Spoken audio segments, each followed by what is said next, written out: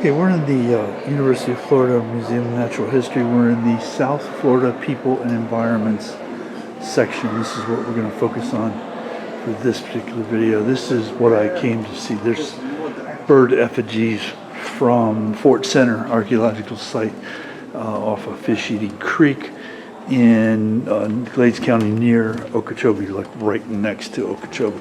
And I was there, and I went to Ortona Mounds as well, and I'd read about these effigies being here, and I wanted to come here and see them, and I have now. I'm going to film the whole thing, but it was incredible. It was incredible. They're carved by the either the Calusa or the people who came before the Calusa, or the people the Calusa conquered, or the people that they interacted with, because they were not just mound builders. Everybody was a mound builder, but because they were canal builders, that was their signature feature of their villages, cities, camps. They are suspected to have visited that area at the very least, and possibly conquered those people, and possibly lived there. What we know of of any of the Aboriginal people of Florida, South Florida in particular, comes from Spanish accounts, and that's 16th century. So anything that happened before then is all going to be, most of it's going to be conjecture. We do know that there were people living here 6,000 to 12,000 years ago in societies along, which makes sense. It's a warm environment. You got endless bounty of food, fresh water further inland. I mean, this is a paradise, and it always has been. It's overcrowded now. So all these exhibits are either reproductions or original artifacts unearthed from excavation over the last 150 years. This, for example, is a reproduction, but it was the only one I found. Most everything else is legit artifacts for the most part. These shells, we've seen these shells in real life out on Fakahatchee Island, which is a known man-made Calusa island, and here they are being presented as artifacts, and we've actually seen that in the wild, as it were, in its native form. These are all taken from Marco Island, Pineland, Calusa Island, all down in south and southwest Florida, and are known to be Calusa artifacts. Very, very, very exciting stuff. This is a reproduction of Mount Key, which was the capital and the capital, the king's, where the king was at, which is really, really cool.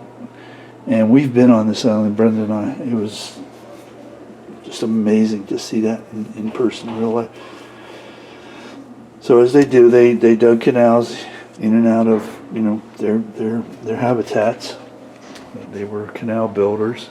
That's how they got around. We've seen that all over Florida. That was a classic feature of the Calusa. Here we see a representation of someone building a canal through the mangroves. You'd have to clear the mangroves and dig a path, dig a canal.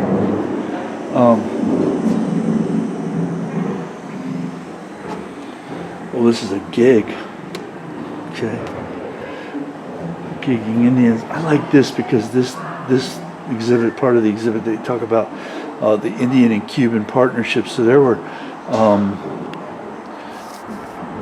the people who lived on the island of Cuba would come and go for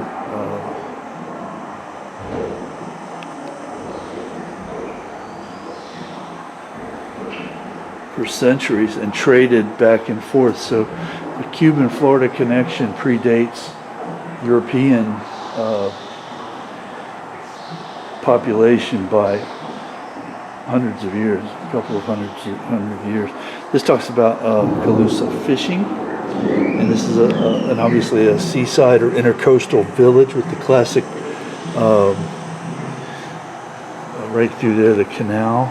I like this feature right here because it talks about, or it shows the how they would use two canoes to make travel much easier and more stable and carry more stuff. People, whatever it might have been. Polynesians are known to have done that as well, but you very rarely see that in America, and I like, that was obviously a common practice, and I like that they show that wherever people would have had canoes and used canoes, they would have strapped them together. I don't think it would work with a kayak, but I like this diorama. It's very, very informative. Okay, we're going to go in here. There's a cutaway. First we'll go up here. It talks about this is a mound, obviously, with a house on top. This is how they live. They live on tops of mounds for various reasons. I've always thought it was a great way to get away from mosquitoes, a good way to get to get a breeze. There is no breeze down below, but there's more of a breeze above, and that's a good way to get it, is to build something higher up. And of course, there's a defensive aspect to it as well. It's a cutaway. It talks about archaeological soil or site, and there's various soil layers.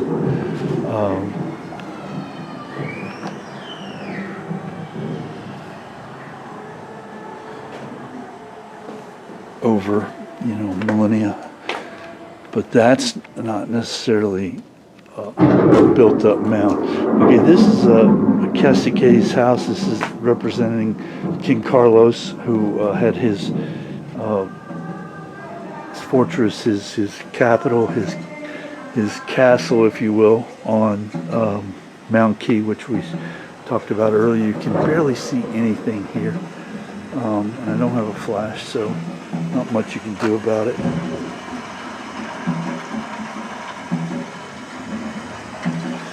And we'll just briefly go through these little placards.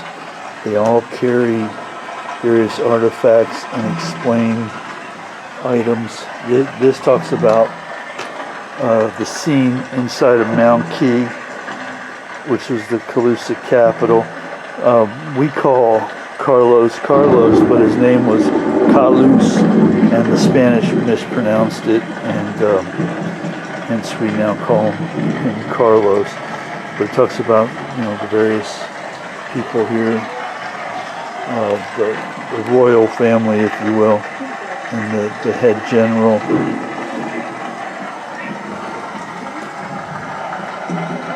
This is a neat representation right here, how they've shown this is the canoes tied together, the various stilt houses and mound houses. Everybody would have been up also to help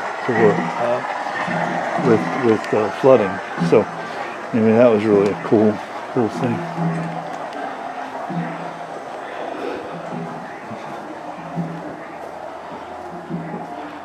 This talks about what happened to the Calusa. Of course, we know that they were wiped out by disease and then finished off by warfare. Okay, this is it. This is the coolest thing here. This is why I came here. Ta-da! These are bird effigies carved by either the Calusa or the people who were there before the Calusa. But these were all excavated from Fort Center. And they're all made of wood, and they all represent birds. That looks like a panther. That looks like an otter. And some of them are astonishing, absolutely astonishing. how a person with so little tools and so little grasp of any kind of art could form something like that.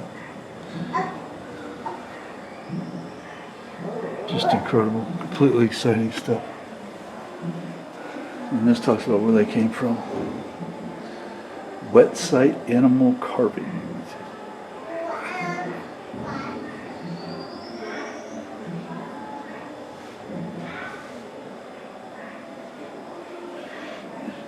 It says they were used for the burial pond. And this talks about, it shows various tools and food implements taken from South Florida.